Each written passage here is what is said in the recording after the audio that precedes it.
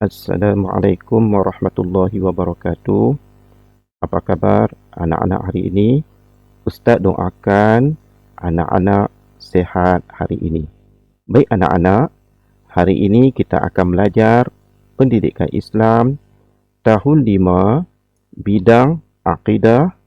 Murid-murid boleh rujuk buku teks muka surat 88 hingga 91. Objektif pembelajaran pertama, murid dapat menyatakan maksud syirik dengan betul. Kedua, murid dapat menyebut hukum dan dalil syirik dengan tepat. Ketiga, menjelaskan jenis dan perbuatan yang boleh menyebabkan syirik. Keempat, murid dapat menjelaskan kesan syirik dalam kehidupan dengan betul. Baik, anak-anak, apakah yang adik-adik nampak dalam gambar tersebut? Gambar yang pertama, gambar yang kedua. Gambar pertama ialah alatan bomoh. Yang gambar yang kedua, bomoh sedang menjampi.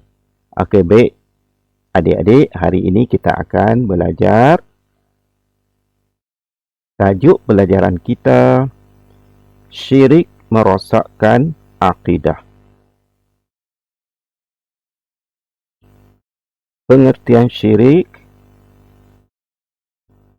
Syirik ialah perbuatan menyekutukan Allah dengan sesuatu yang lain. Syirik boleh berlaku sama ada dengan i'tiqad, perkataan dan perbuatan.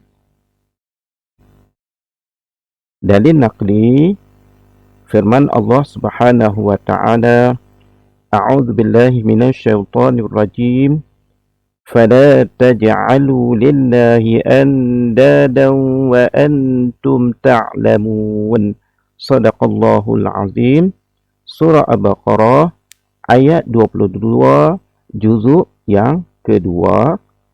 Maksudnya, maka janganlah kamu mengadakan sembahan-sembahan lain bagi Allah, sedangkan kamu semua mengetahui. Hukum mensyirikkan Allah adalah haram dan dikategorikan sebagai dosa yang paling besar.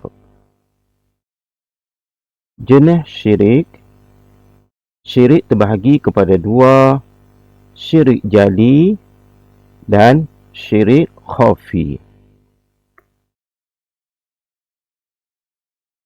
Syirik jali, pengertian. Syirik jali mempercayai atau mengaku wujudnya Tuhan lain selain Allah atau menyembah selain Allah yang esa. Syirik jali dikenali juga dengan syirik besar. Contoh, menyembah berhala, matahari, bulan atau lain-lain, meminta doa dan pertolongan daripada kubur atau orang mati atau selain Allah. Kesan syirik jali. Pertama, membatalkan akidah. Kedua, berdosa besar. Ketiga, dijanjikan azab yang pedih.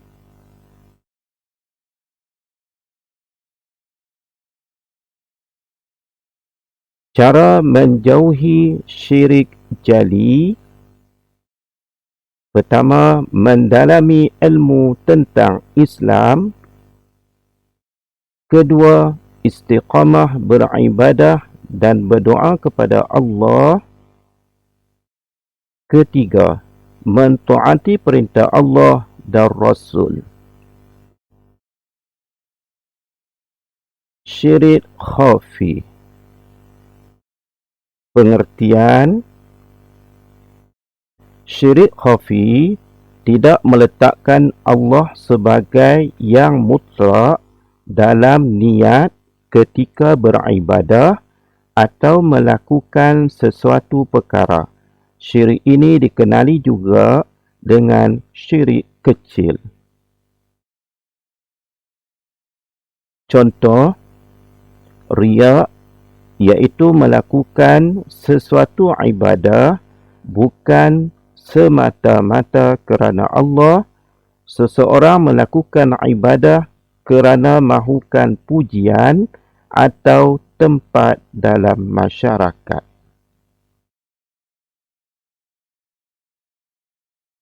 Kesan syirik khafi: pertama, menghapuskan pahala amalan. Kedua, mendapat dosa dan kemurkaan Allah. Ketiga, hidup tidak tenang. Cara menjauhi syirik khafi: pertama, melatih diri supaya ikhlas. Kedua, menyembunyikan amalan kebajikan. Ketiga, menghindari perasaan hebat dengan amalan yang dilakukan. Rumusan: kita hendaklah mengukuhkan keimanan kepada Allah dengan ilmu dan amal serta menjauhi syirik yang boleh merosakkan akidah. Baik anak-anak, sekadar ini sahaja kelas kita untuk hari ini. Yang kurang itu Ustaz mohon maaf. Yang baik itu daripada Allah Subhanahu Wa Taala. Yang kurang itu daripada Ustaz sendiri.